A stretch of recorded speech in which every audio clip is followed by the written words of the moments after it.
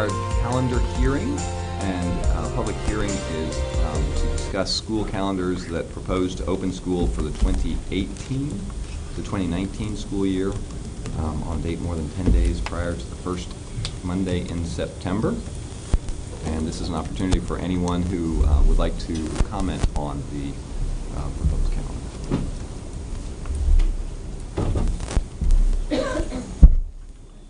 I'll take that as no comments. It is posted if you want to go see it. Okay, so now we do have the agenda to approve for this evening. I move the board adopt the agenda as presented. Second. Thank you. Sandra? Andy? Yes. Kent? Yes. Kim Marie? Yes. AJ? Yes. David? Yes. Motion carries. All right. We have a resolution for a long-time staff person that Dr. Tucker is going to share with the group here this evening. I appreciate administrators and staff that have assisted in preparing this resolution over the last couple of weeks to honor a pretty special person in the life of Liberty Schools in our community. Resolution of gratefulness to Tim Nixon for his dedicated service to students, families, and staff of the Liberty Public Schools community. Whereas Tim Nixon was hired by Liberty Public Schools in 1978 and taught science at Liberty Junior High School for 32 years, shaping the lives of thousands of students and the children of former students. And whereas Tim coached cross country at Liberty High School for 39 years and was the coach of the 2003, 2004, 2006 Missouri State Champion cross country teams, and was honored as Gatorade Coach of the Year in 1992, while also being inducted into the Missouri Cross Country Association Hall of Fame and Liberty High School Hall of Fame. And whereas Tim always focused on making others feel valued and celebrated through his legendary cross-country banquets and pre-workout speeches, Tim emphasized life lessons and work ethic, which he regularly expressed through one of his favorite quotes, "Hard work changes things." And whereas Tim was a man of faith who believed his mission was to serve and mentor others through his teaching, coaching, and friendship, Tim impacted the lives of over 10,000 LPS students and athletes during his tenure. Tim also traveled to Haiti and Trinidad on several occasions to serve and work with a local orphanage. And whereas Tim was a devoted and loving husband to LPS teacher Yvonne Nixon, amazing father to Camry, Darcy, and JT Nixon, and doting grandfather to Chandler and Collins. And whereas Tim was a humble leader who helped shape the culture of Liberty Public Schools, many current coaches, teachers, and administrators credit Tim with teaching them through his example of humility, humor, and his celebration of life. Now therefore be it resolved by the Liberty 53 School District Board of Education that we extend our sincerest appreciation to Tim for his nearly 40 years of devotion to the Liberty Public Schools community and offer our heartfelt condolences to Yvonne and his wonderful family, adopted by the Liberty Board of Education on this 19th day of December, 2017. I move the board adopt the resolution as read. Second. Thank you. Sandra? Andy? Yes. Kent? Yes. Kim Marie? Yes. AJ? Yes. David? Yes. Motion carries. All right. Dr. Tucker wanted to, if the family and friends would like to come as he presents it to Yvonne. And he was such a big cheerleader. I think it's worthy of a round of applause here.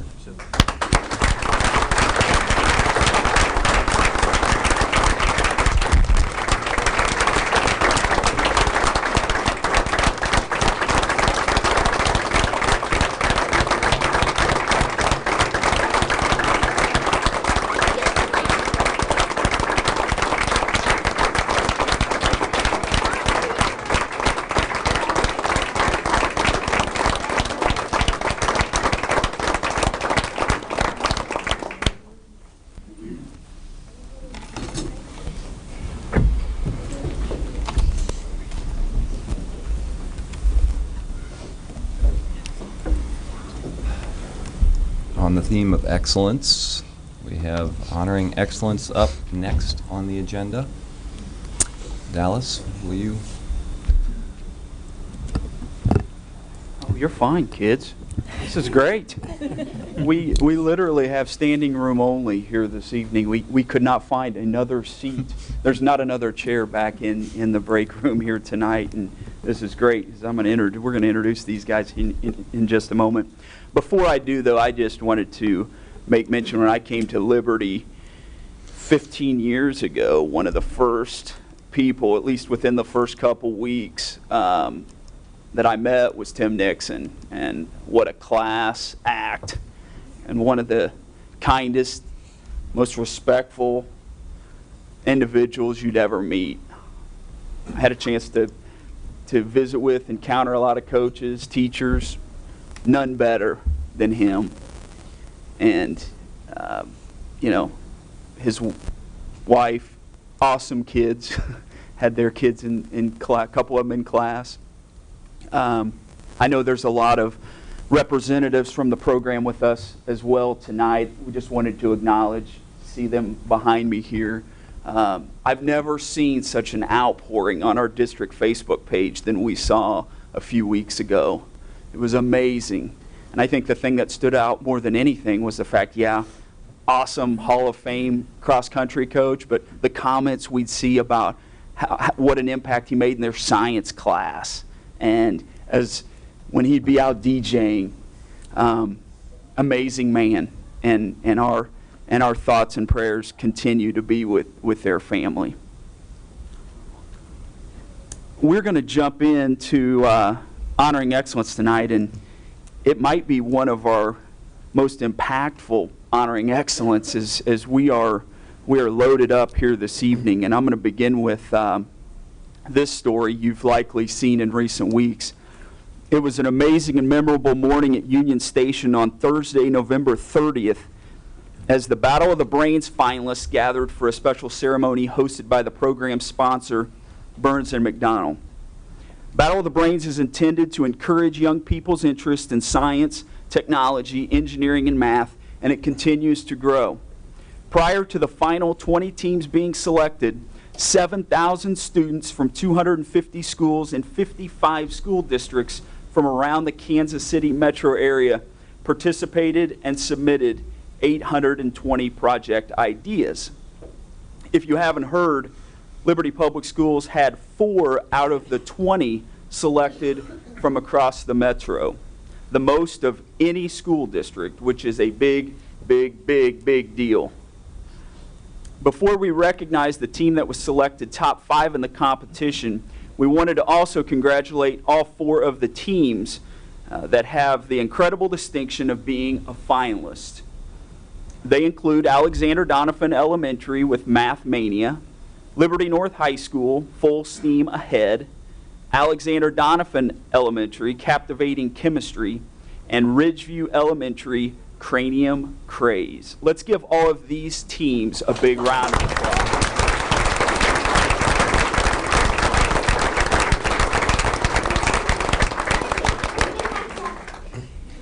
So on Thursday, November 30th, in front of a packed house at Union Station, and it was an exciting day as many of us witnessed, the group I'm about to introduce to you wasted little time getting into the winner's circle as they were the first team announced as the big winners.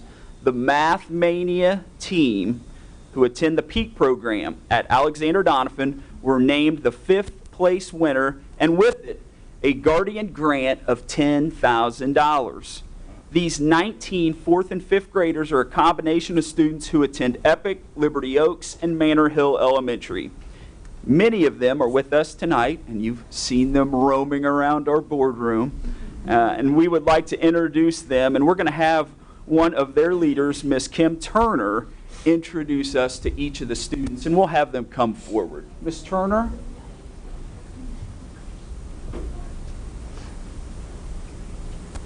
Thank you for inviting us. We're really excited, and you can see the energy from the kids. They're very excited to be here. I'm going to have Mrs. Mann. We're co-teachers, and she's going to introduce her students, which were the 5th grade students from these 3 schools, and then I'll introduce the 4th grade students from the 3 schools. We've got some really hard names that we want to make sure we say right. Should I do everybody or just the ones here? Okay. Maeve Cottle.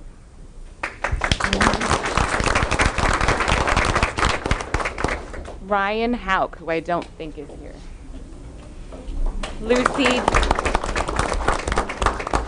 Lucy Tolman, who's also not here. Iris Valier.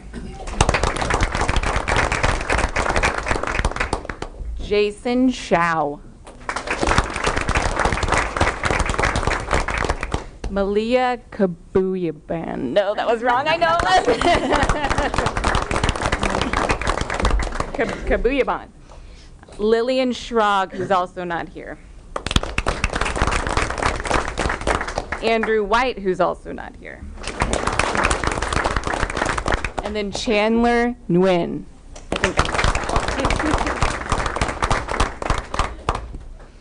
Okay, and I have Sammy Fuller. Riley Jesse, who is not here. Maddie Morgan. Kellen Graham. William Canning. Macy McGarrah. Cole Oak. Corbin Potts. Adnan Rathor. Brady Waleski. And Linnea Martin is also not here. This is our Math Mania team.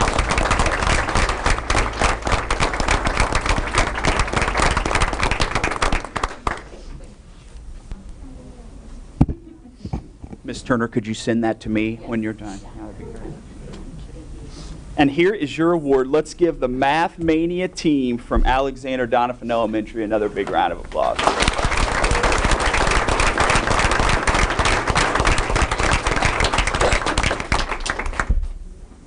Awesome.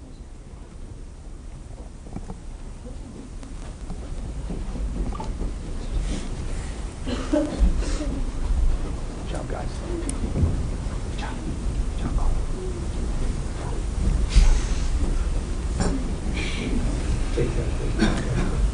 What would our final honoring excellence in 2017 be without recognizing a state champion? With us this evening is Liberty High School junior Noah Witzke. Noah, if you'd join me here at the podium. On Saturday, November 4th at the Missouri State Swimming and Diving Championships held in St. Peters, Missouri, in the span of 30 minutes, he went from having no state championship medals to a collection of 2. In the span of a half an hour, Noah won the 50-yard freestyle and 100-yard butterfly. He is the first LHS swimmer to win a state title since 1989. He also now owns the school records in both events, and his 100-yard butterfly time has now been established as a state record time.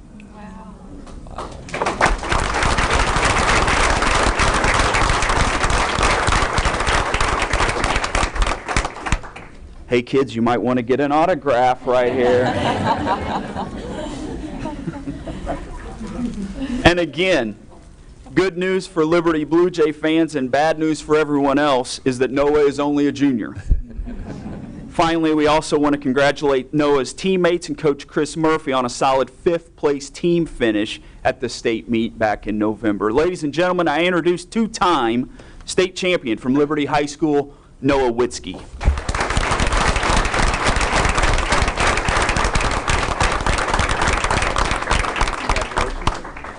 And before I forget, we're all about props here tonight.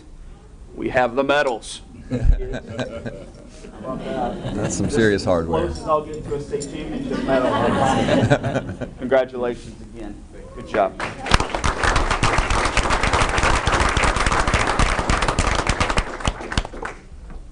And finally, many of you may know the story of another Blue Jay junior with us this evening.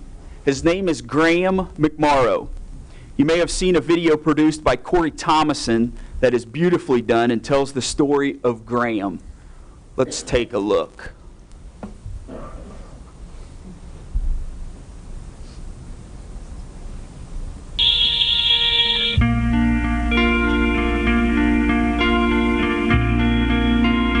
He at 26 weeks.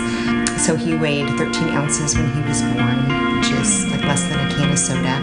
We didn't know for probably the first 4 months whether to plan his nursery or plan his funeral. I would say probably about after the first year, there was hope. So after about a year, we knew he was going to live, but we didn't know what the outcome would be. So nobody thought he would walk or talk or eat. One of the doctors said he could develop till he's 3, 4, 5, and then just stop developing mentally. You just never know.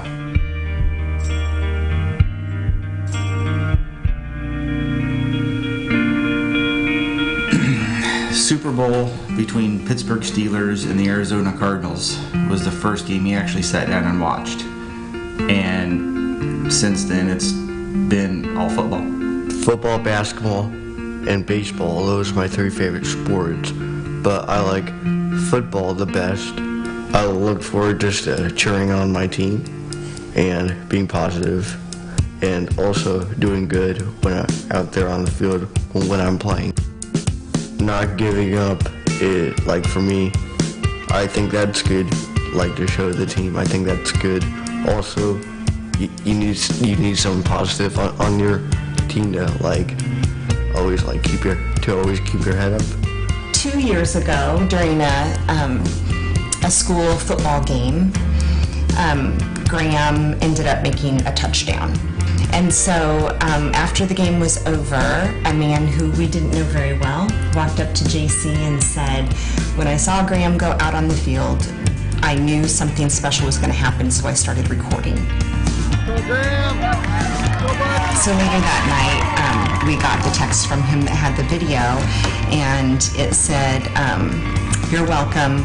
Graham means a lot to all of us. He's making the boys better men." Graham's one of those kids that just had a huge impact on our program. When he came in, he was very adamant he wanted to be a player on the team, and coming out every day at practice with his attitude, his effort, and just how he encourages and helps others has had a big impact on us, on making us a better team and making our practices better and our game days better. Stuff can be hard at times, and all I can really do is try my best. Like every play, every time when I'm out there.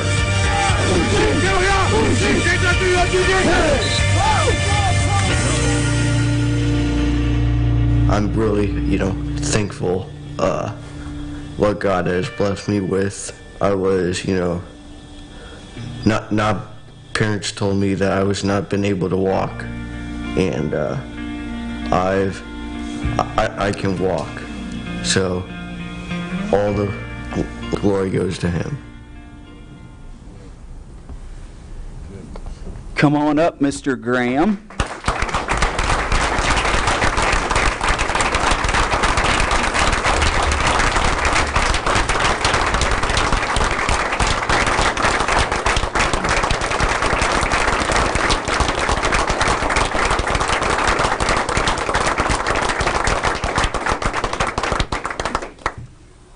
At the 35th annual Simone Awards held at Park Hill High School on December 5th, in my opinion, there was one high school student athlete that made the biggest impact. Liberty High School junior Graham McMorrow was presented with the Nathan Stiles Inspiration Award. According to the Simone Awards Selection Committee, this award honors anyone involved in high school football that has inspired those around him. As you saw in the video, Graham has made a tremendous impact on not only the football team at Liberty High School, but the entire school community with his passion, commitment, dedication, and positive demeanor. And yes, he is inspiring to not only the young people that walk the halls of LHS, but he is inspiring to his coaches, teachers, you, me, and anyone else that crosses his path. Graham's parents, JC and Don, are with us tonight, and I think they would agree with what I will add and conclude with this evening. If we could give an honoring excellence certificate to each and every coach, teammate, classmate that has provided a warm and welcoming environment over the years, we would. I know I'm obviously biased, but Liberty has always drawn me in by the kindness shown by our young people and the adults that surround them. And yes, I've always been drawn to the remarkable young people like this man that stands next to me at this very moment. Ladies and gentlemen, the 2017 Nathan Stiles Inspiration Award winner, Mr. Graham McMorrow.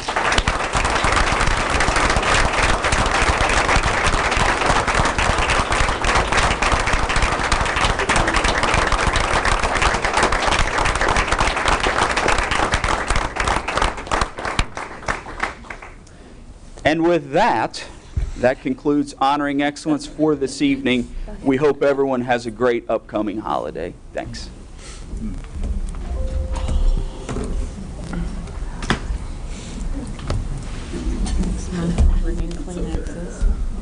All right.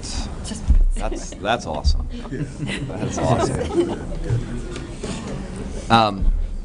We're going to take a break in a minute to congratulate all of our folks that have come for Honoring Excellence this evening. But before that, we do that, I just want to mention that next up is public comment. If anyone has something that they want to share during public comment, they should fill out one of these blue cards. It should be outside the door on the table, and bring it back to me.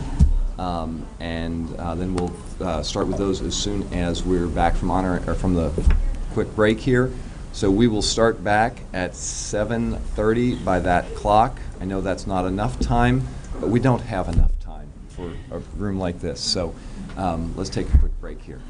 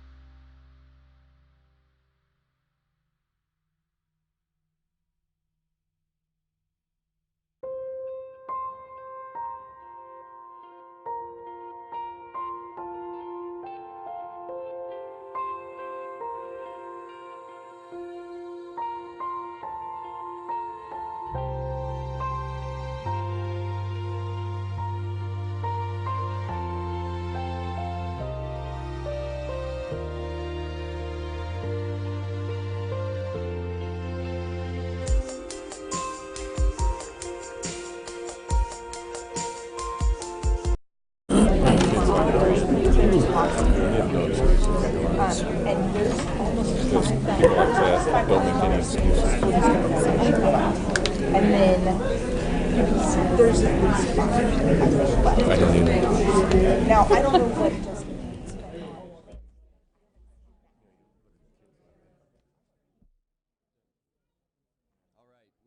Back to our agenda, and the next thing up is the public comment. Is Leisha Berry here somewhere? There, I see you.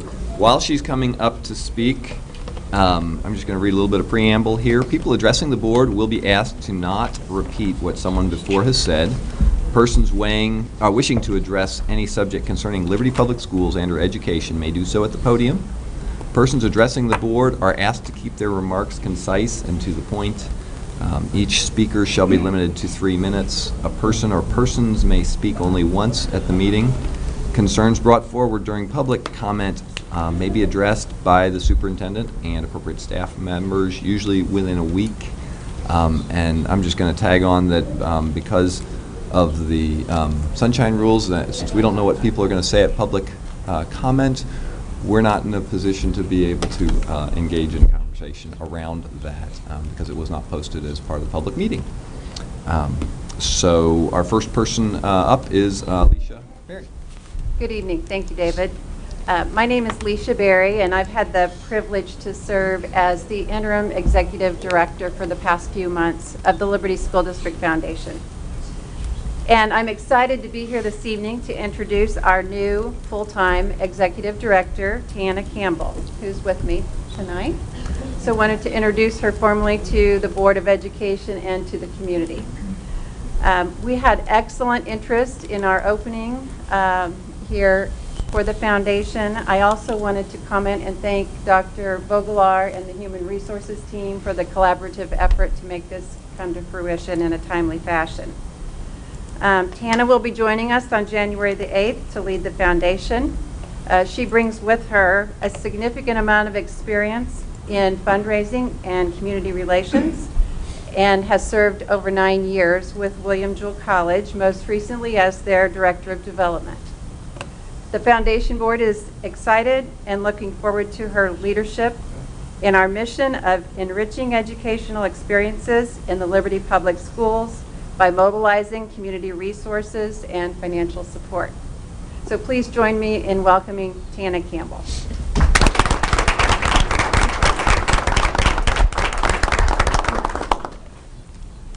Look forward to good work to be done in the coming year. All right, Dr. Rolstadt, you're up next.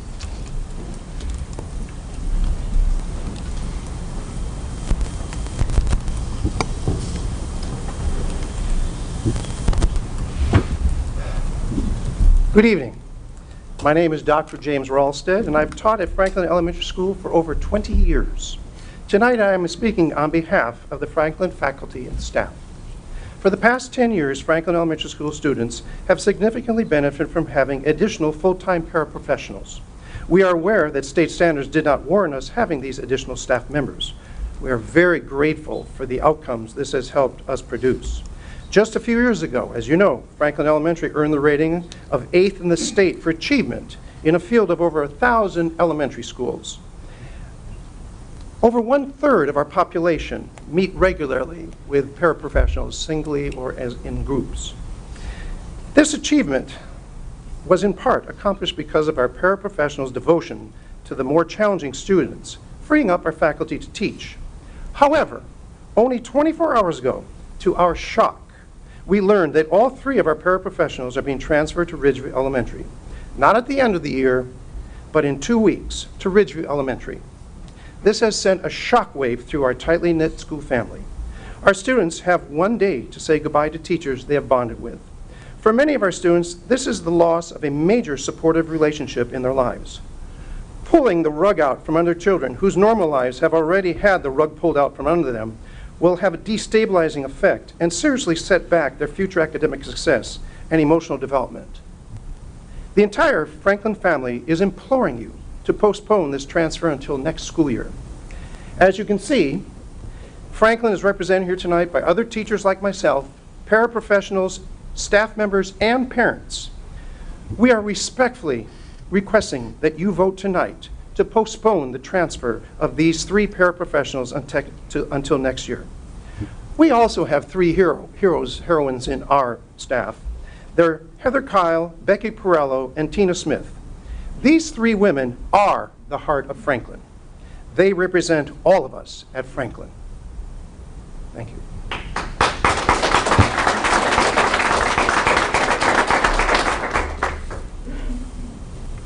Melanie, would you like to speak as well? You got it covered? All right. I think that brings us to the end of public comment then, which means we're at the consent agenda part of our evening. And our adopted rules of parliamentary procedure, Robert's Rules, provide for a consent agenda listing several items for approval of the board by a single motion. Most of the items listed under the consent agenda have gone through board subcommittee review and recommendation. Documentation concerning these items has been provided to all board members and the public in advance to assure an extensive and thorough review. Items may be removed from the consent agenda at the request of any board member. I move the board approve consent agenda 4.01 to 7.03. 05. Second? All right. We have a second? Okay. Sandra, will you call? Andy, Yes. AJ, Yes. Kim Marie, Yes. Kent. Yes. David. Yes. Motion carries. All right, so that brings us to the policy revisions. We've seen these previously.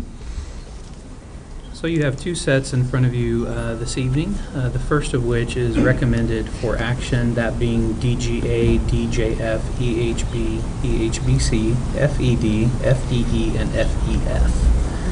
So those are provided for you for recommendation, and that we've looked at them multiple times leading up to this evening. The second set are policies to be reviewed upon first read that will then come back around in January for your consideration. That is GCBC Professional Staff Fringe Benefits and GDBC Support Staff Fringe Benefits, of which we know the Human Resources Department has been working on crafting and evaluating that language for consideration later in January. So we would present those, I believe, 7 policies for you this evening for recommendation, and the remaining for consideration at a later date.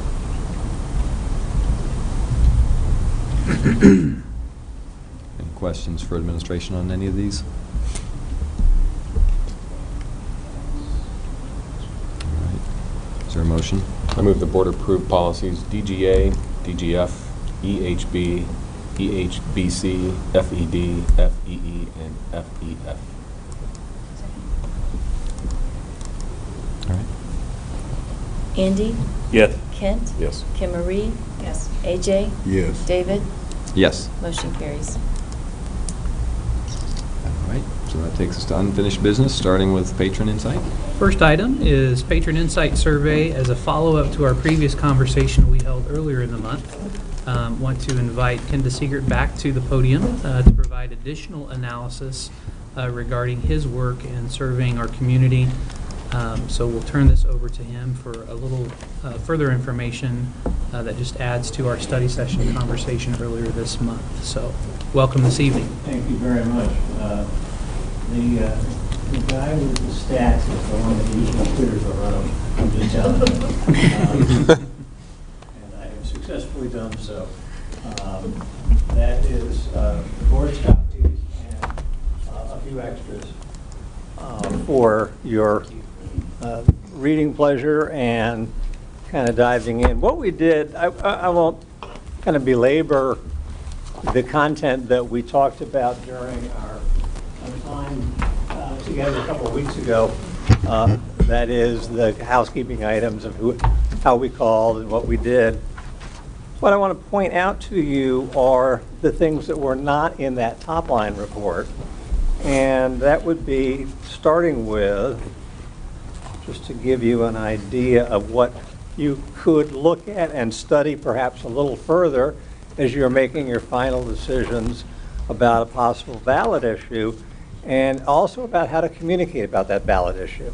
Start with page 15, and you will see the details in terms of those 3 factors that were just short of a grade of B. And you can see that I think the important thing is to look for trends, as I said last time, and your current student families give the highest grades, so that's good. Those are individuals who experience the work of the school district all the time, and they are very interested and very supportive. But look at those, and look at those from a trend perspective, and as a reminder, look at the N number as you're looking at these when you can't sleep. And the N number is the number of people within the subgroup. Smaller N numbers mean that a few different points of view can change the score of that particular number kind of dramatically. So don't fixate if you see one that's really high or really low. The next area to kind of point out is you have now all of the comments are in there on strengths and areas needing improvement. I will remind you that each of the comments that did not fit in quantity, therefore did not appear in the chart associated with each of those questions, is one comment by one person. It is truly the idea of perception as reality. So you will see some in there, as we do in every school district, where you know it's not the case. So again, recognize that one comment is just that, one comment. Look at the charts. Those are the ones that are over and over and over again. And in there you see a lot of good news about what takes place at the school buildings. In terms of the projects themselves, I'll let you take a look at that at your leisure, but that starts on 31. And the shading there is simply to a recognition that following dragging your finger across the page can be a little challenging at times to stay on the same line. But you'll be able to see some of the differences of opinion, most of them very, very modest in terms of support or opposition based on age, length of time living in the district, gender, where they live, and whether or not they currently have a student in the district. A lot of those where you do see differences of opinion, if the project remains in the ballot issue, then it becomes a communication challenge. And particularly thinking of things of like the innovative classroom idea that we had in there. We had to come up with, the team came up with some ideas as to what that means so that it wasn't like we were asking a question and sort of saying, just trust us. They had to have some sense of what we were talking about. That becomes a communication issue then going forward to be very definitive about what you're talking about, because people can't, it's been a while since anybody's voted for just trust us, and they would really like to know what it is you're proposing. The numbers really didn't change. As you look at the cross tabulations on what do you think, how would you vote if the election was today, and how would you vote if you now, knowing that the election would not require a tax increase, but if you're interested in the cross tabulations on that, they are on page 37. And the no tax increase, eyeballing it, the highest one is current student families at 87%, saying they would strongly favor or favor. Now remember, that's if the election was held today. So as you prepare your proposal, and as people have a chance to kind of look through it and find things that they don't like, which they will, that's just part of kind of our process, that is a number as of today. So as I told Dr. Tucker and Mr. Anderson, this is not the time to put your feet up and say, look at that, we're doing great. You got a great foundation. You have a very strong foundation here. But there's work to be done between now and whatever election day is. So that's really the summary of the extra information based on, in addition to what I shared 2 weeks ago. And mostly it's for nerds like me who like to dive into the weeds just a little bit. I'd like to talk about page 15. Okay. Understanding. You said the number that end number makes a difference. And I'm looking at the folks who live, depending on where they live, how they responded. The end number's higher, but the score over here, when I look at overall scores, is very similar to the overall score up here related to age and how long you lived in the district. So, and here again, those areas that I'm looking at, district's responsiveness to citizens' concerns, in an election, that's a very important piece to me. That is very the important. district's record of fulfilling promises made to the community, 3.79. I mean, you know it's there. Yeah. What do you see? Well, what I see is that this is a community that has set the bar pretty high. I was in a community last night where 5 of 15 graded factors were B or better. You have 3 of, I'm going to remember, 17, I think, that were not B or better. So there are high expectations here. And I think it becomes a communication challenge, particularly when you know that you have fulfilled promises. And there is a segment that isn't sure, can't remember that happening. That becomes a communication piece going forward. And another, you kind of given me a nice little segue here. Part of the benefit of doing research is getting the data. And the other part, and if you forget this part, you half of your investment has kind of been put on the shelf. And that is whenever you have a communication about your final proposal, it's very important to say we did not come up with this on our own. We went out and we asked people what they would support and what they would not support, and their thoughts influenced, impacted how we made this decision. The N numbers are, the only N numbers that are specified are the ones where people live. And the idea there was to create a general representation of the population pattern. So, and that was with discussion with the district leadership as to how best to break down those 400 calls. Everything else is just, as we were making the calls, what people said about whether they had a student in the district right now. So that's to make sure we're not talking to the first 400 people who are nice enough to talk to us, and they all end up being east of I-35 and north of 152. That wouldn't be very helpful to you. So, but yes, as you see, the small subsets up to 5 years. There's only 44. You have 8 or 9 or 10 people who have a wild hair and say D on that. That's going to affect their scores much more dramatically than if you had 8 or 9 or 10 people on the more than 15 years, which is the bulk of your participants. So that's the only caution.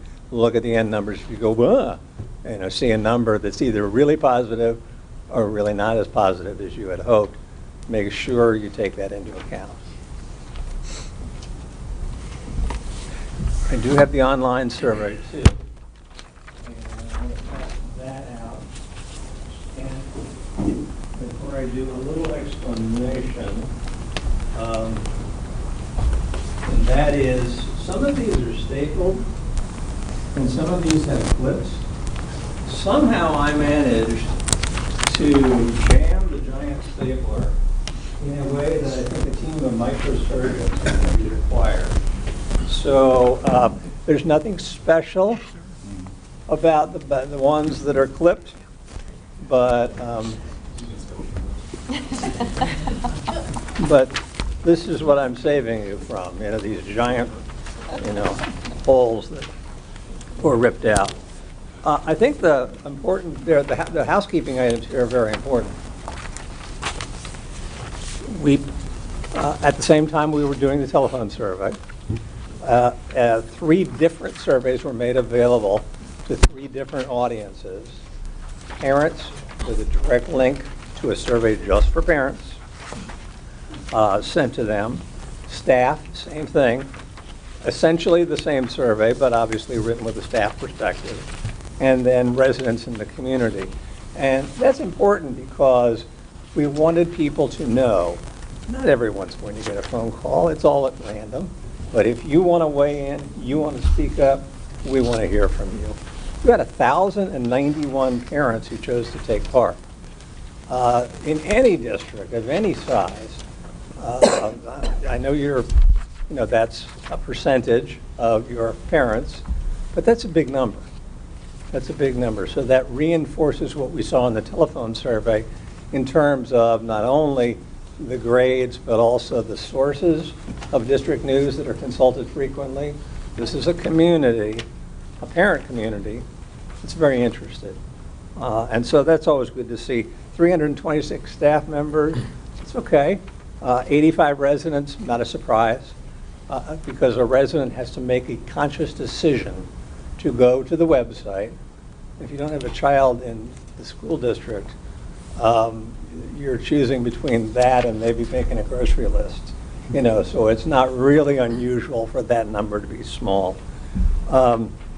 We did code the open-ended comments when there were a lot of comments on the open-ended questions. When there were not, we just put them all in verbatim form. And it takes 33 pages, and that was with reducing the comments to 11-point type.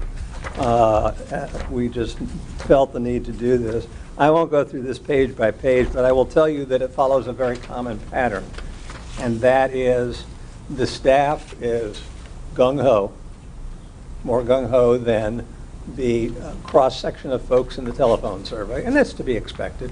And also is a pat on the back for leadership, board, and building principals to see that these folks are happy enough that they really think these are good ideas. Parents were high, but the community was pretty high too when you look at the grades. So always remember the ones in bold are the ones from the statistically reliable telephone survey. This is supplemental information.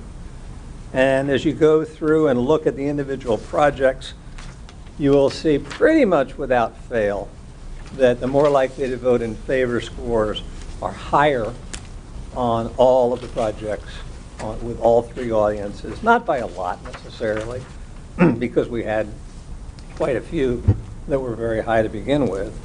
And on page 4, as an example, we the previous question, these questions are not numbered because the numbering is different from kind of survey to survey, but page 4 has that kind of amalgamation of various projects that in and of themselves aren't all that sexy or controversial. And we said if this group was in there, how would you vote?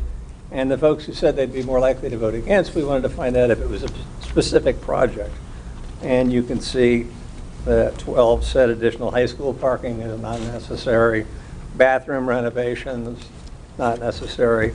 And again, individual comments, each by one person that didn't fit with the ones in the chart. And you will see we go down to 2 on the chart. So if it was said twice, it appeared in the chart. So these really are truly individual comments. We do what we call light editing on the comments on an online survey because we don't want anyone to think that we're trying to say, well, this is, I'm sure, what you meant. So you might see a typo or 2 in there as we copied and pasted.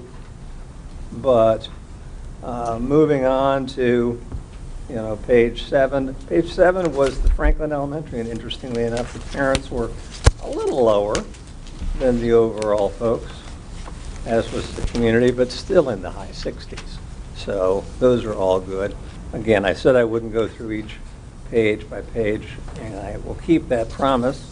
What I will do is point out that on page 11, that's the general, how do you feel about a bond issue? Based on the ideas that you've heard. The parents, remember we take the strongly favor and favor. We do not put lean favor, lean oppose, or any of the others in there except for don't know, because that encourages people to say lean favor, lean oppose. And if they say that on the phone, well, I'd kind of be in favor, fine. But if we put it in the survey, it's on an online survey that they're taking themselves. It can kind of really screw up the data. So if you put those two together, you can see that we're well over 80% With parents, we're well over 80% with staff, and we're, again, well over 80% with the community at large.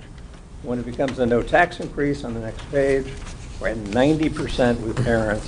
And again, this is my other opportunity to say, don't put your feet up, but 90% with parents, 92, this is pretty good math on the spot here, 92 for the staff, and 89 for the community. So all good.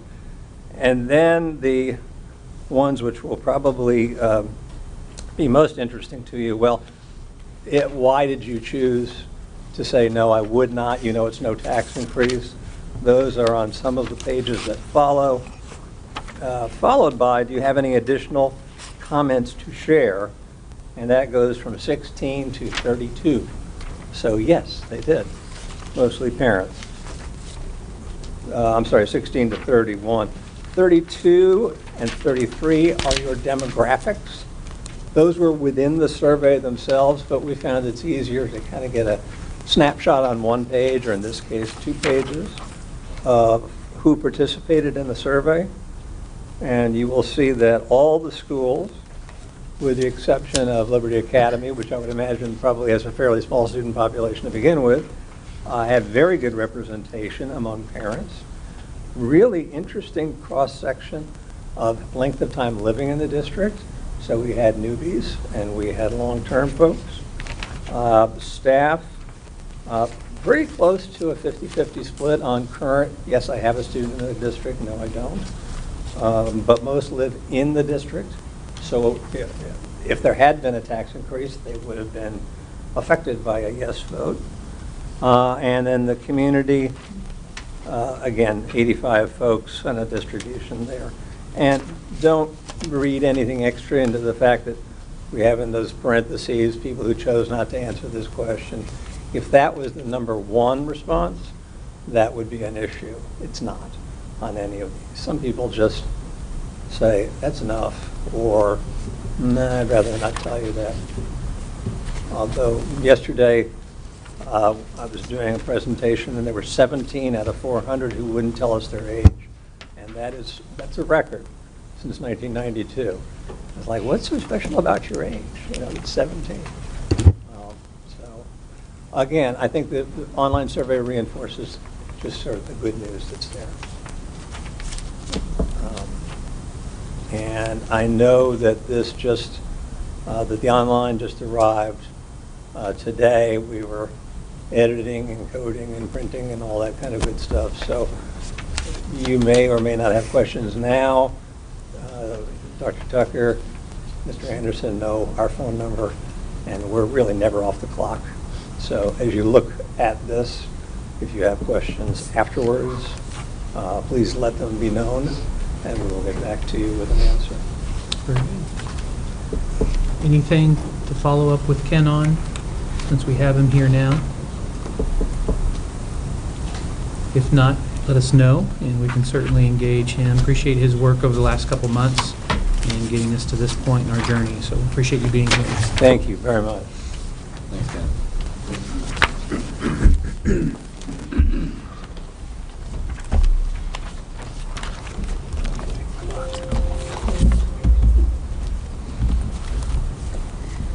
Lot to digest there. Yeah.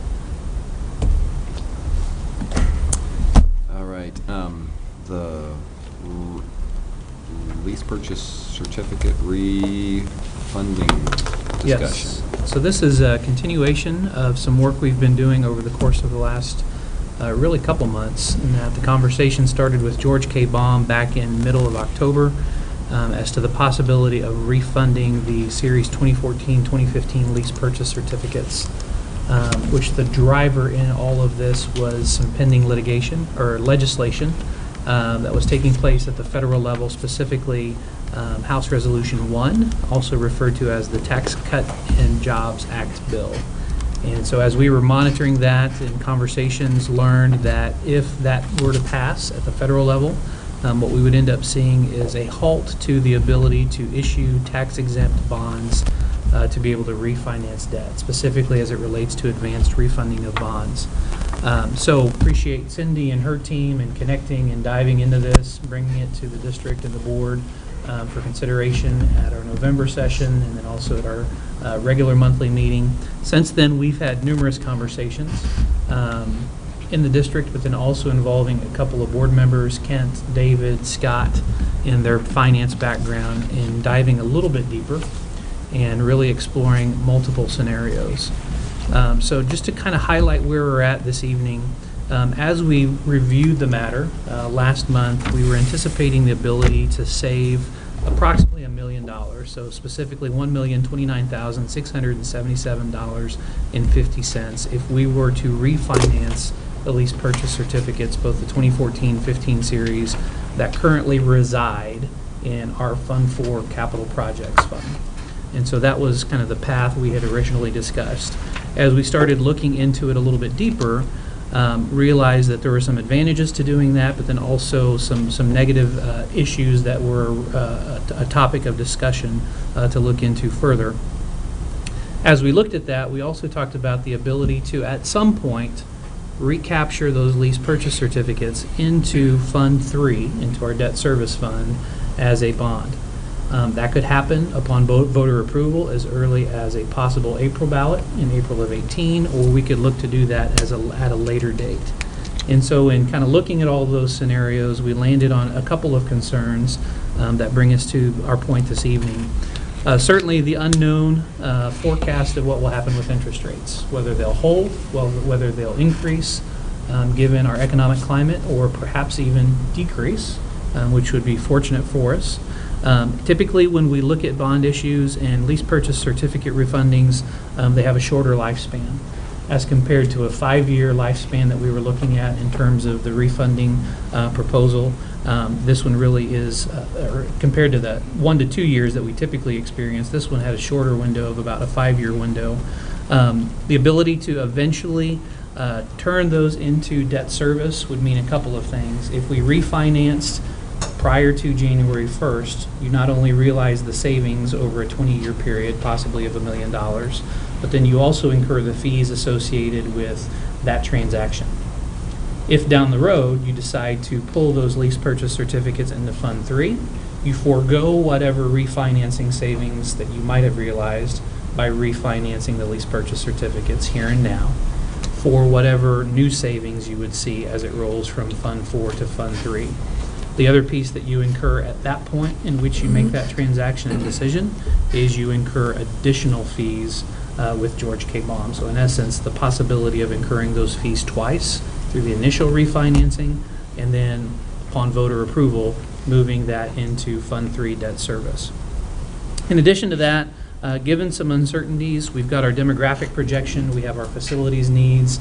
We're coming to you this evening with the recommendation just to keep an eye on this particular issue as we move forward into the new year, understanding that if the tax bill moves ahead, then what we face is the inability to look at tax-exempt refundings, but then we still have the ability down the road to refinance it as is, or consider at some point, 3 to 5 years down the road, as to whether or not to roll it from lease purchase held in Fund 4 over into a bond issue upon voter approval into Fund 3.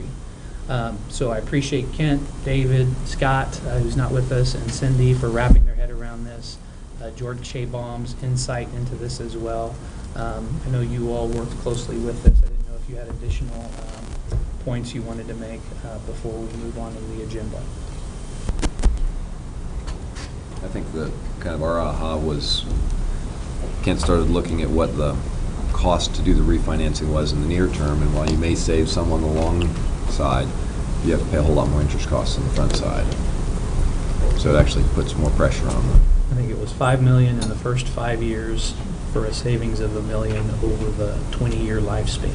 Yeah. So yeah. And that doesn't take into account the underwriting costs that are associated with that. And if there's a likelihood that we look at moving this from a Fund 4 to a Fund 3, that's just dollars that we would potentially waste. That just makes no sense doing that.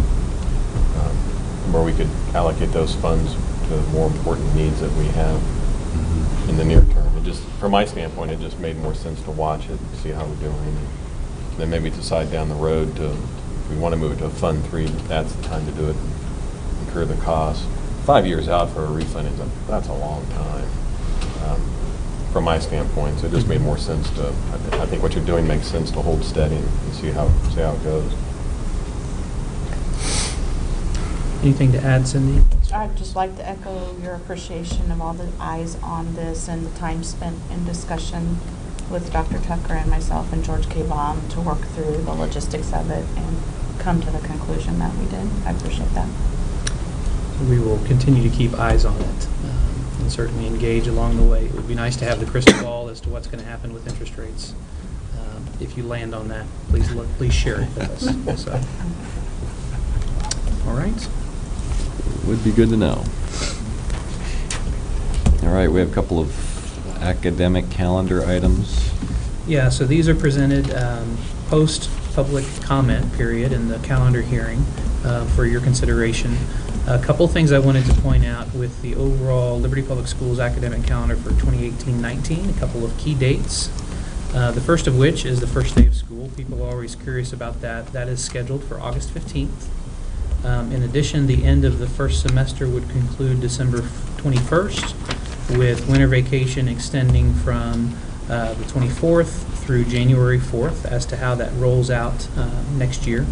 Spring break scheduled for the week of March 18th through 22nd, and then the tentative last day scheduled for May 22nd. And you can see at the bottom of the calendar a schedule of inclement weather makeup days.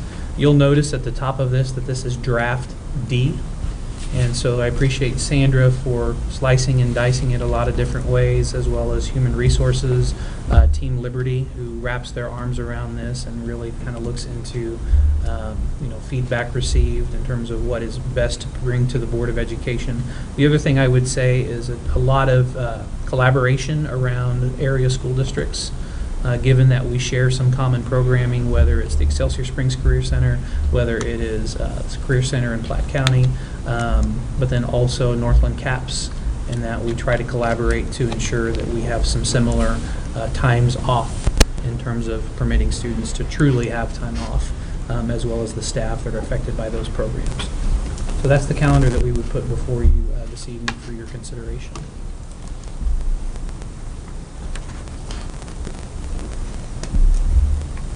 I move the board adopt the 2018-2019 district academic calendar. Second. All right. Andy? Yes. Kent? Yes. Kim Marie? Yes. AJ? Yes. David? Yes. Motion carries. Similarly, the next item is the 2018-19 EPIC Elementary School Calendar, and I appreciate Dr. Schmitz and Bob Citro and team looking at this. A couple of notable items, along with the dates shown on the Liberty Public Schools calendar. We know that they have an extended school year, and so consequently an earlier start. And so their first day of school would be August 8th, with their concluding day on June 14th. And so you can see some unique characteristics threaded throughout that calendar as to the work that occurs at EPIC Elementary. So we would present that for your consideration for 2018-19 school year. I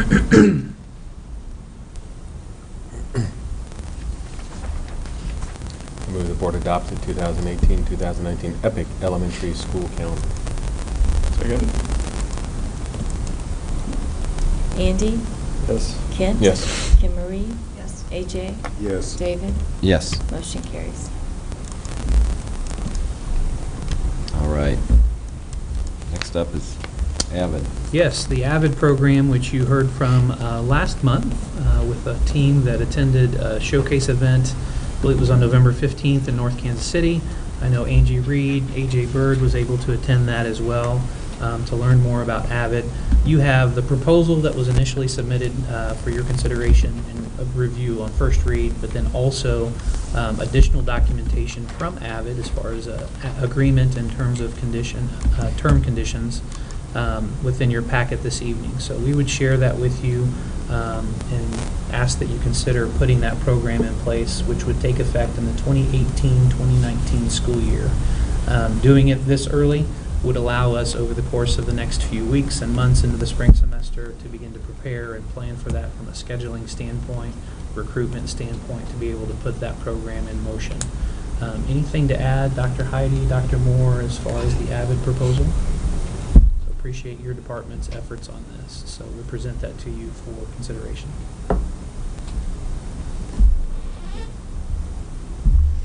Question. Will it require more staff? You've crunched those numbers. Dr. Moore, you want to speak to that? We're hoping with this next year, the possibility would be one additional staff that would fulfill both the needs at both schools. So when we are doing staffing with our principals coming up in January, we've taken that into consideration. The idea is that hopefully we can take an existing staff member at each school and to fill the needs of the AVID courses, since we'll just have probably 2, maybe 3 at each building. And then we would look at how we can, if we needed to fill it, that it would be an easy fill. I know that probably doesn't, it's not worded correctly, but it could. But the most it would be is 1 FTE between the 2 buildings. In the event that it can't fit within other schedules. The AVID position with teachers, we will use existing teachers who've already visited Winnetonka and have the opportunity to, who will have had the opportunity to go to a conference and learn through the professional development. Okay, thank you.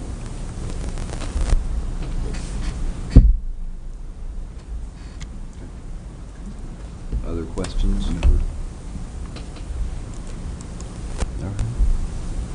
Do we have a motion? I move the board approve the AVID agreement. Second. Thank you. Sandra? Andy? Yes. Kent? Yes. Kim Marie? Yes. AJ? Yes. David? Yes. Motion carries. 9.06 is Seal of Biliteracy, which we shared with you previously as well for first read. Keep in mind, this acknowledges 2 types of students. Students that come to our school district with a background in a different language, their language of origin, who then acquire English through ELL and other programming that we offer, English language arts courses and such.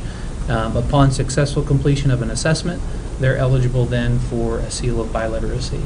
The other type of student would be that English origin speaker who then accumulates or acquires a foreign language through our world language programs, but then also successfully completes an assessment. And so that student could also be eligible for a Seal of Biliteracy. We're excited about this program to be able to engage students in their heritage language and take them further, but then also continue to grow students' interest in world languages. So we present that to you for your recommendation, for our recommendation to you this evening. I'm looking forward to seeing how many different languages end up getting, kids get certified for. Should be interesting.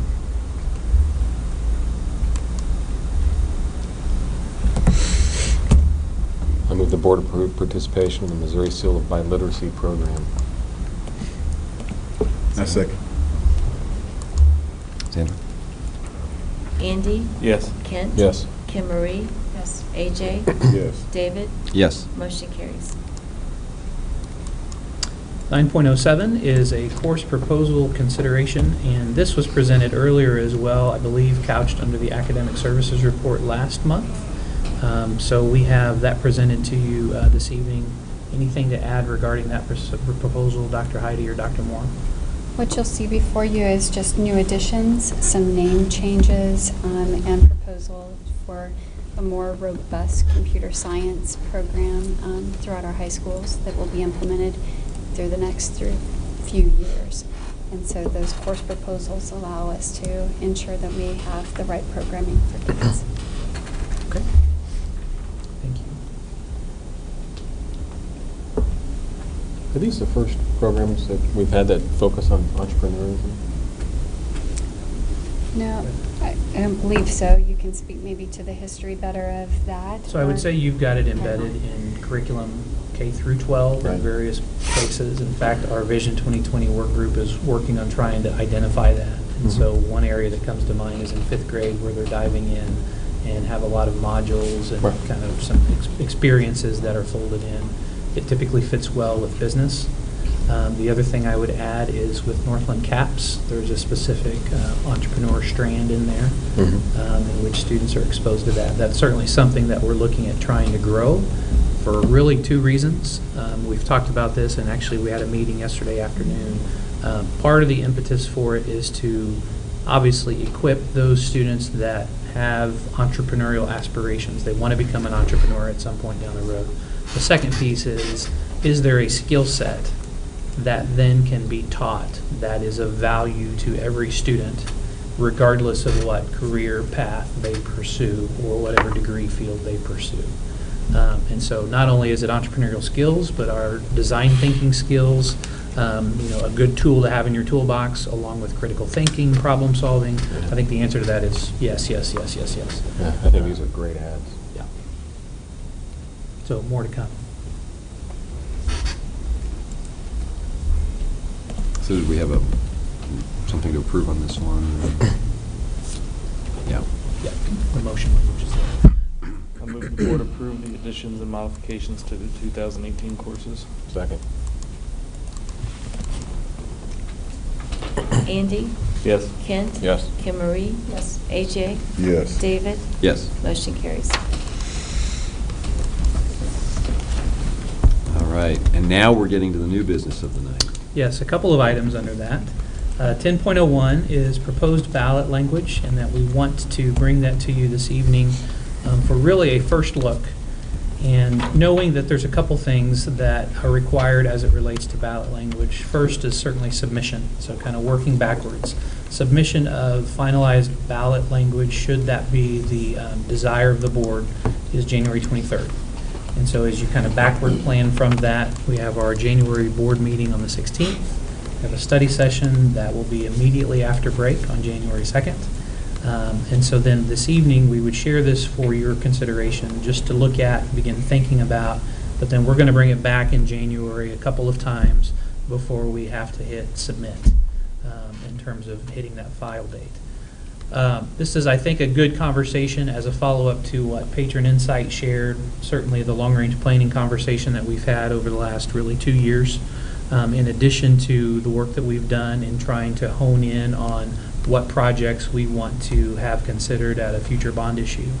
And so just to read the ballot language real quickly, shall Liberty Public Schools, District Number 53, Clay County, Missouri, borrow money in the amount of $50,875,000 and issue bonds for the payment thereof, which is estimated to result in no increase in the district's debt service levy, for the purpose of acquiring, constructing, improving, furnishing, and equipping school facilities, including security and accessibility enhancements, and in elementary and secondary support service facilities and related sites.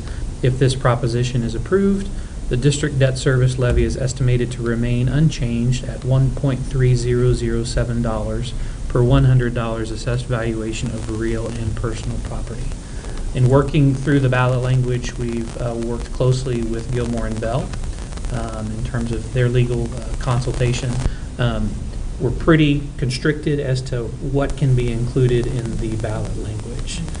So we've tweaked a couple of things, but if there's something you have a question about, or if you would like to see added, we can certainly consult with them to see as our ability to do that. So we just share that with you this evening.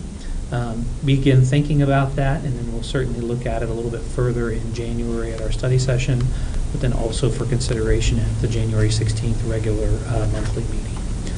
Keep in mind the project list that we have working on as well. Those items all fall within the, I call them big buckets, for lack of a better word, that are captured within that ballot language. So they all fit and can certainly kind of categorize those according to the ballot language that you see this evening. And everything that we are considering potentially being on that ballot will fit on a no tax increase basis? That's correct, depending upon, assuming we fall underneath our bonding capacity. So, yeah. Okay. So we don't have a finalized number of dollars, but it will be no tax increase? Correct. For sure? Correct. Okay. Yeah, that's our plan. And if we were to look at a larger amount that then would cause us to consider a tax increase, we would probably have a different conversation, given all the work that we've done up to this point. So, but yeah, that's correct. Other questions regarding that item? Appreciate Cindy, again, for connecting with Gilmore and Bell, and Steve for kind of wrapping his head around that as well, as far as sharing the ballot language with you. The next item under new business then is 10.02, and that's contracts and purchases. We have two items that are presented to you this evening for consideration on first read.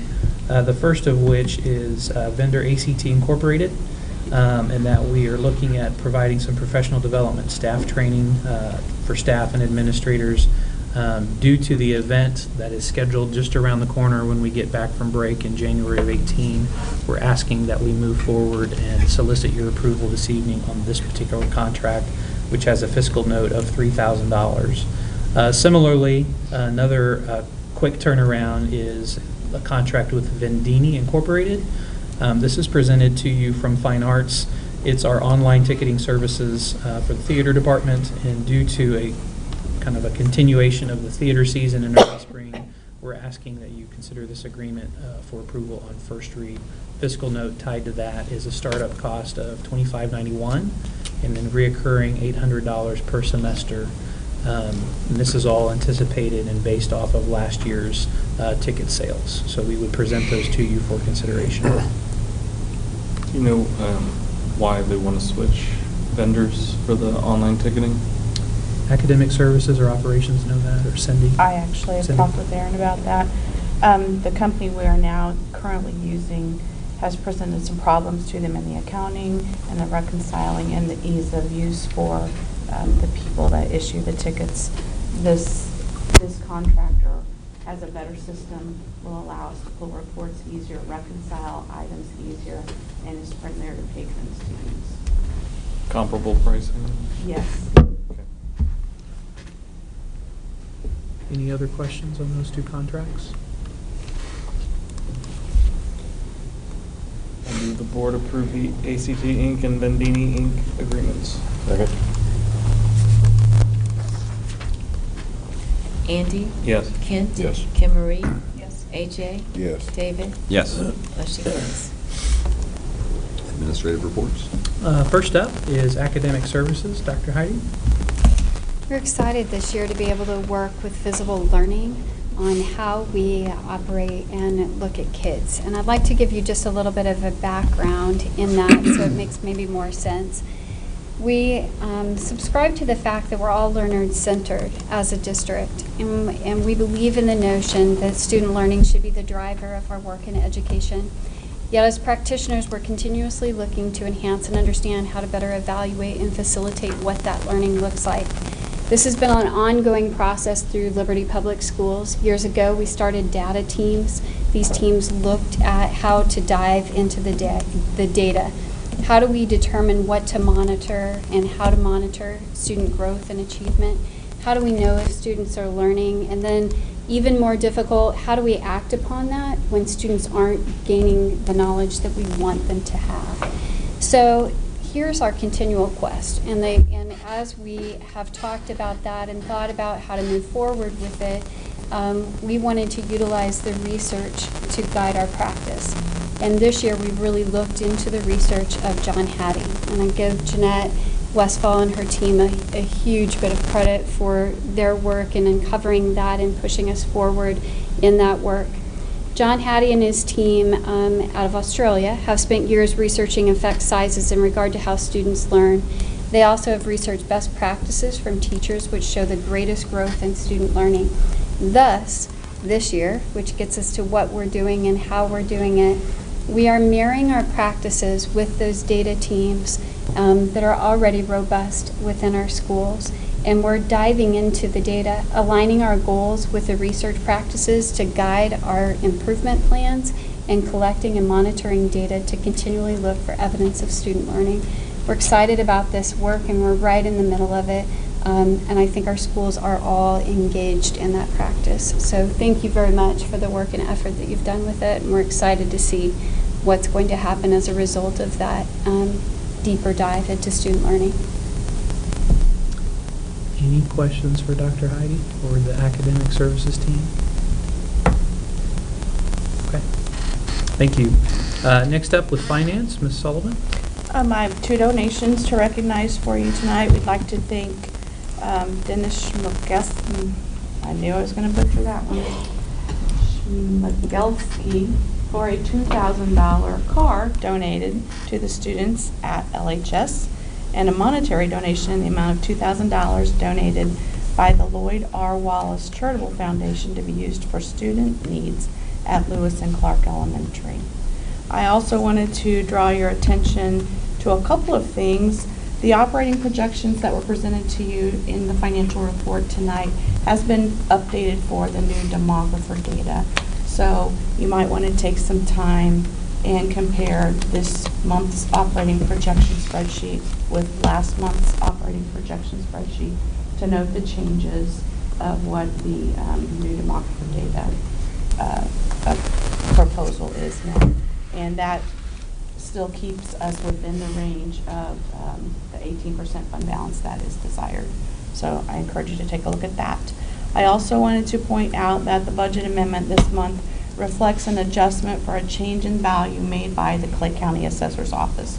We were informed on December 1st that a $4.5 million decrease to our personal property was made because of a report from a trucking company received late where the reciprocity was not originally accounted for on the assessment. And that means that over-the-road truckers that travel through our state only pay a portion based on the percentage of mileage that they drive in our state, and Clay County assessed them on the amount of total miles driven instead of the Missouri percentage. So that caused us to have that decrease in our personal property, which is about a $300,000 decrease in our assessed value revenue that we expect to receive. So you might have noted that on the budget amendment this month. I wanted to bring that to your attention. We met with the Audit and Finance Committee last night, had a very good meeting. They had nothing to bring to you out of concern, and their next meeting is set for February 12th at 5:30 here in the boardroom. That's all I have for you tonight. Any questions for Cindy? Okay. Next one then is Human Resources Report, Dr. Vogelar. Thank you very much. We've uploaded a couple of documents there for you. One of them, Dr. Tucker made reference to earlier in our efforts to communicate with the other districts that were in partnership with Northland CAPS, different programs where we share resources. I've uploaded the calendar comparisons from those districts.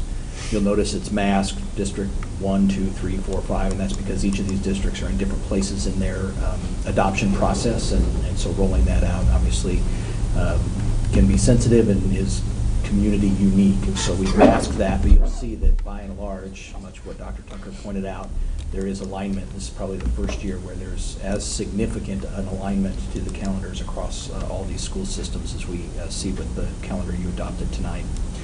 The other document we uploaded is a summary of what's happening in the department, and notable things that I want to draw your attention to are around the health risk assessment and screening season that's going to be starting up here in about another month or so. We've got 12 locations for our employees to participate. We're working to expand that. The ideal is to have locations housed in as close to every location as possible, just to make it convenient for our employees to participate. And as you know from years past, we get about 97% participation, and that's in large part of the work that Rebecca Fisher, our wellness coordinator, does to make it as convenient as possible for our employees to participate. There's other items there in the report included as well, and I invite you to peruse that. If you have any questions, I'll be delighted to answer them. Anything for Dr. Vogelar? Okay. Thank you. Thank you, Dr. Vogelar. Next up, Operations Report, Mr. Anderson. 2 items that I thought I would present tonight is one is the synergistic program that we have on energy management. There's a brief kind of update each month in the monthly report, but we are nearing the conclusion of the relationship with Synergistic. And so I think we just made or are about to make our last payment to them. This is a program that started in 2014, so we're getting ready to conclude that. Anticipate a more formal report out to the board so you can kind of see the totality of the program, the investment made, and what we've realized in terms of cost avoidance over the years, but then also the benefits on a go-forward basis, which we're pretty excited what lies ahead, especially as we stop making these payments every month. Really wanted to bring your attention to Steve Aldrich and Tony Caldarella and the folks over there in facilities and maintenance that kind of run the program. But just real quick and at a high level, we have averaged about a little over $10,000 per year of savings for cost avoidance. We reduced our energy consumption by over 20% over the term of those 4 years. And so I think all said, it's been a pretty successful program, and we've netted out some really positive dividends. The other item I thought I'd raise is just a quick update on construction. The concession buildings, convenience buildings at both complexes, construction is underway. We're moving forward pretty aggressively on both sites and anticipate those to be wrapped up kind of late spring, early summer. The Liberty Academy link, we've hit a snag on permitting, and we needed to take care of some easement work. So we've not yet received those permits, but anticipate to get those here shortly and as we turn the calendar into January. With that, I'd be happy to take any questions. Any questions for Steve? So our contract with Synergistic is ending. Are we going to continue the energy management program? Yes, it stays on course. And the nice thing about this, the relationship with this group is we stop with the payments to them. But by contract, we have a continuing and ongoing relationship with them, and really specifically to lean on some of their engineering expertise, and we can call on them on a regular basis. And so I think it's, we anticipate to only grow some of those savings that we've seen thus far. Yeah, that's real dollars here. That's been a great program. Is the turnover in nutrition staff, I don't know how many new people are hired, and then there's still some positions open. Is it pretty consistently turned over?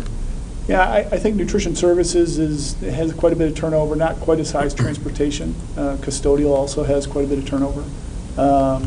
But I think all three of those groups have made a lot of headway in the last year or two in getting up to a fully staffed point.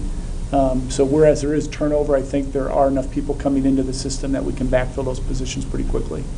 And I think it's just they'll go to the restaurant industry, or I think that general field, you see a lot of folks kind of moving through to different restaurants and entities like the district pretty regularly.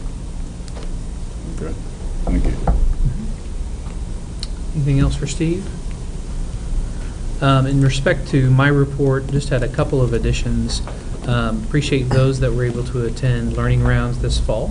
As we enter into the spring semester, we will look to continue those, and I think that's a great opportunity to get into our schools and campuses and see the great work going on in our classrooms. So I would encourage you to do that as you're able to do that this spring. As you've likely heard, we are in the process of seeking a new Commissioner of Education. So the State Board of Education released a packet regarding the position and announcement and timeline moving ahead.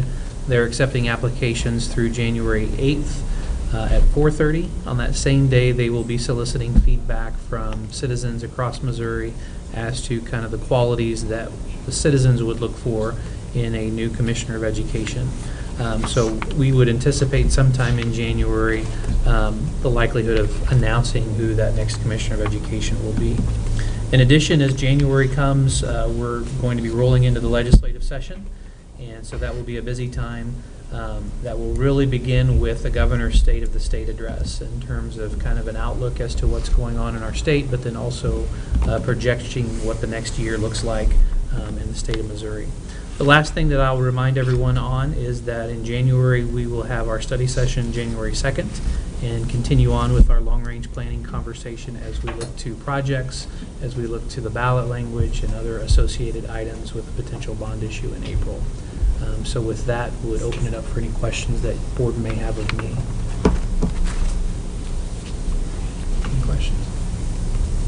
They really want input on the Commissioner of Education requirements? It says so right here, so yes, I believe so. Sorry. All right. Upcoming meetings, and Dr. Tucker already highlighted the next study session. Board meeting on the 16th. Peer learning rounds. I want to report, I had the pleasure of going to Alexander Donovan for my peer learning round a couple weeks ago. And got to give kudos to 5th grade math teacher Mitch Masker, who has learned the process of talk moves in instruction.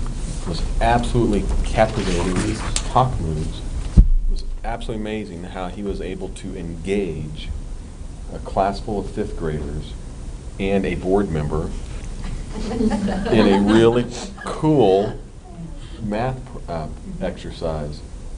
And it's just a communication technique to engage students, and it was absolutely fascinating how he did it and how he successfully engaged all the kids in the classroom. Because you know who the high achievers are, the lower achievers, the kids who like to talk, the kids who are kind of quiet.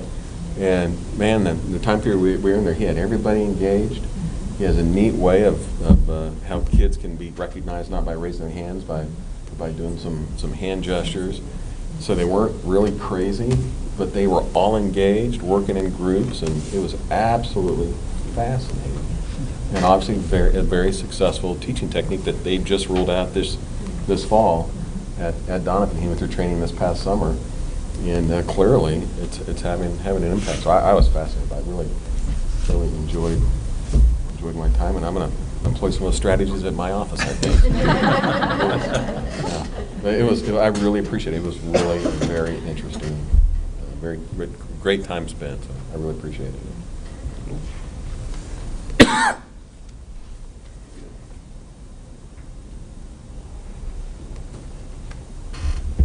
DMS, I think. Were you at the DMS Yes, one we too? did do that. Where we went and listened to, or got to see the win time. I thought that was interesting how they really haven't prescribed that what students do for that time, but they're able to kind of go direct their time and right where they need it. Sometimes the teachers will say, "Hey, David, I need to see you next week," so I will go to there. But then the rest of the time I get to choose where I need to go for that time. How long is the win time? It's Tuesday, Thursday, 30 minutes. It's kind of around the lunch time. And some of it is very much focusing on, hey, I need some extra time working on math so that I can do well on this test, or last week's test didn't go well, so I'm going to go back in and get caught up on it and retake it. But some of it is just a little bit more complementary stuff rather than core activity stuff.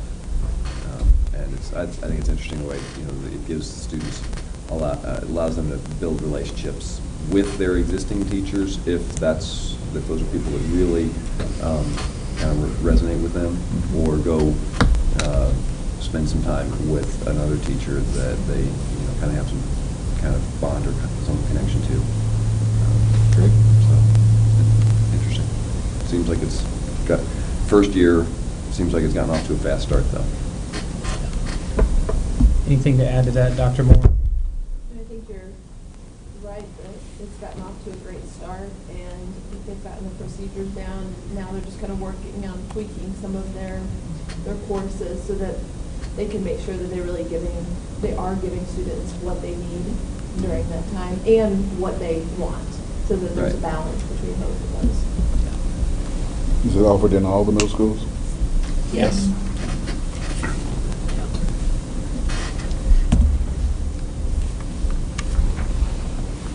All right. Any other board remarks?